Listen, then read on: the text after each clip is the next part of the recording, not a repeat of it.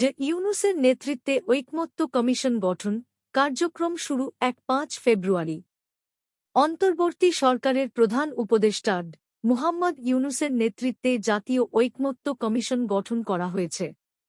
৬ মাস মেয়াদী এই কমিশন আগামী ৫ ফেব্রুয়ারি থেকে কার্যক্রম শুরু করবে। বুধবার সরকারের মন্ত্রী পরিষদ বিভাগ থেকে এই কমিশন গঠনের প্রজ্ঞাপন জারি করা হয়েছে।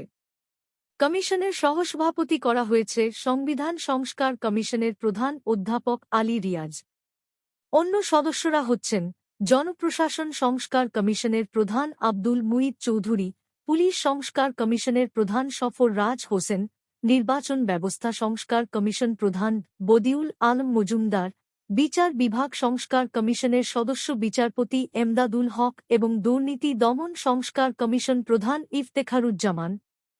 কমিশনের কার্যপরিধির বিষয়ে প্রজ্ঞাপনে বলা হয়েছে, কমিশন আগামী নির্বাচনকে সামনে রেখে নির্বাচন ব্যবস্থা, পুলিশ, বিচার বিভাগ, জনপ্রশাসন, সংবিধান ও দুর্নীতি দমন বিষয়ে সংস্কারের জন্য গঠিত কমিশনগুলোর সুপারিশ বিবেচনা ও গ্রহণের লক্ষ্যে জাতীয় ঐকমত্য গঠনের জন্য রাজনৈতিক দল ও শক্তিসমূহের সঙ্গে আলোচনা করবে এবং এ মর্মে পদক্ষেপ সুপারিশ করবে।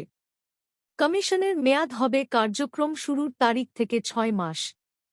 প্রধান উপদেষ্টার কার্যালয় এই কমিশনকে সাচিবিক সহায়তা করবে। এর আগে গত বিজয় দিবসের দিন জাতির উদ্দেশ্যে ভাষণ দেয়ার সময় প্রধান উপদেষ্টা জাতীয় ঐকমত্য কমিশন গঠনের সিদ্ধান্তের কথা জানিয়েছিলেন।